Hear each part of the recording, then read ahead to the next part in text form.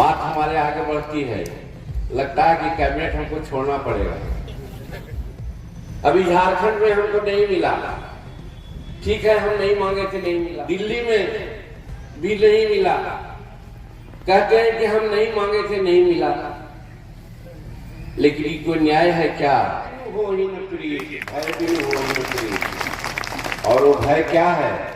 हम तलवार उठाएंगे। तो हम कहते हैं कि अगर 20 सीट लेकर के विधानसभा में आएंगे तो दूसरे दिन ये सब काम हम करवा देंगे बिहार विधानसभा में। इसके लिए हम आपके पास आए हैं।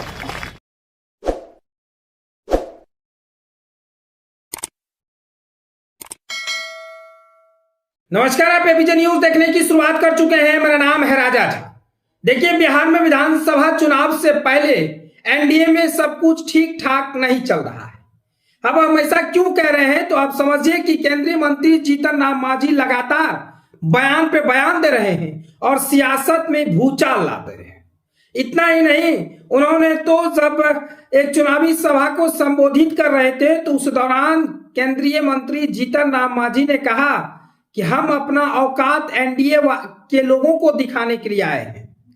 इन दिनों जीतन राम मांझी अपने कार्यकर्ताओं को एक्टिव करने में, अपने संगठन को मजबूत करने में लगातार हर एक जिले का दौरा कर रहे हैं और वहां पर सभा को संबोधित भी कर रहे हैं। इसी बीच सभा को संबोधित करने के दौरान आज जीतन राम मांझी मुंगेर पहुंचे। मुंगेर के जमालपुर में जीतन राम मांझी ने बड़ा बयान मंच से संबोधित करते हुए कहा कि अगर हमारे समाज के लोगों को अधिकार नहीं मिला तो हमें लगता है कि इस पद से इस्तीफा देना पड़ेगा। अब आप सोचिए कि जीतन राम मांझी लगातार इस पॉलिटिक्स प्रेशर बना रहे हैं। अक्टूबर से नवंबर माह में बिहार में विधानसभा चुनाव होना है और एनडीए में ऑल इज वेल को कहने वाले लोग अब इस चीज को समझिए कि केंद्रीय मंत्री जीतन राम मांझी लगातार एनडीए पर प्रेशर बना रहे हैं कि हमारे कार्यकर्ता कह रहे हैं कि 40 सीट हमें मिलना चाहिए, लेकिन हम कहते हैं कि आप हमें 20 सीट ही दे दीजिए और देखिए फिर हमारा काम कैसा होता है। जीतन राम मांझी इतना ही नहीं, हर मंच पर हर जिले में कह रहे हैं कि झारखंड में 1 सीट नहीं दिए, दिल्ली में 1 सीट नहीं दिए और कहते हैं कि हमसे मांगे ही नहीं। चलिए ठीक है, नहीं मांगे, लेकिन बिहार में नहीं चलने देंगे। देख लो एनडीए वाले, ये है हमारी औकात। यानी जीतन राम मांझी लगातार एनडीए पर फिर से बयानबाजी की शुरुआत कर चुके हैं। इसी बीच आरजेडी भी हाथ ले रहे हैं। आरजेडी भी जीतन राम मांझी को न्योता दे रहे हैं और कह रहे हैं आ जाइए महागठबंधन में, आपका स्वागत है। लेकिन जीतन राम मांझी उसी मंच से, जिस मंच से कहते हैं कि हमें लगता है कि इस केंद्रीय मंत्री का पद हमें छोड़ना पड़ेगा, उसी मंच से तेजस्वी यादव से लेकर तमाम विपक्ष के नेताओं पर भड़कते हुए नजर आ रहे हैं। न कि सिर्फ तेजस्वी यादव पर भड़के हैं, बल्कि तेजस्वी यादव के जो योजना को लेकर उन्होंने सवाल खड़ा कर दिया है। कहा कि तेजस्वी यादव जी, जब आप सत्ता में थे तो काहे नहीं माए बहन योजना निकाले थे, और अभी ना तो आप सत्ता में हैं ना सरकार में हैं, तो फिर माए बहन योजना निकालकर लोगों को क्या दिखाना चाह रहे हैं? जब आप इतनी इतनी नौकरियां देने की वादा करते हैं तो जिस समय आप 17 महीने की सरकार में थे उस समय भी तो आप माए बहन योजना निकाल सकते थे, लेकिन अभी ही चुनाव के समय में ही बिहार की जनता को ठगने के लिए निकले हैं। तमाम तरह की बातें केंद्रीय मंत्री जीतन राम मांझी मुंगेर के जमालपुर में कहा है। देखिए, जीतन राम मांझी का दौरा आज जमालपुर में था।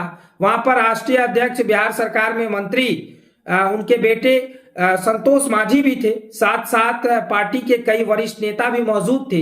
लेकिन जीतन राम मांझी ने बड़ा बयान दिया है। अब कयास लगाए जा रहे हैं कि क्या एनडीए में टूट होने वाली है, क्योंकि आगामी चुनाव को लेकर पूरी तरह से पॉलिटिक्स प्रेशर जीतन राम मांझी बनाने की शुरुआत कर दिए हैं। 40 और 20 सीट की मांग कर रहे हैं। इतना ही नहीं, बार बार हर मंच से कह रहे हैं कि हमें लगता है कि अब इस पद से इस्तीफा देना पड़ेगा।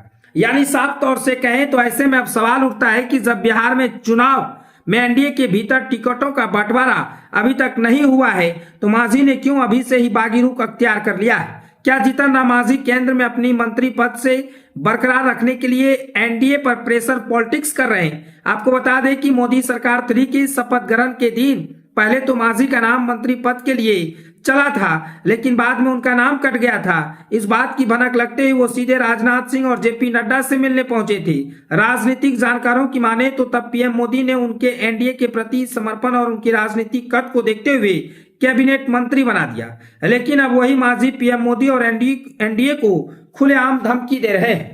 यानी साफ तौर से कहें तो जिस माजी को प्रधानमंत्री नरेंद्र मोदी के कैबिनेट में मंत्री बनाया गया, वही माजी अब बिहार के हर जिले में अपने पार्टी की ओर से चुनावी सभा कहें या फिर एक तरह से मान लें तो ये चुनावी सभा ही है, और अपने कार्यकर्ताओं को मजबूत करने के लिए लोगों को संबोधित कर रहे हैं और खुलेआम मंच के माध्यम से एनडीए पर या तो प्रेशर पॉलिटिक्स बना रहे हैं या तो फिर खुलेआम धमकी दे रहे हैं। साफ तौर से कह रहे हैं कि अगर हमें इतनी सीट नहीं मिली तो हमें लगता है कि ये पद से इस्तीफा देना पड़ेगा।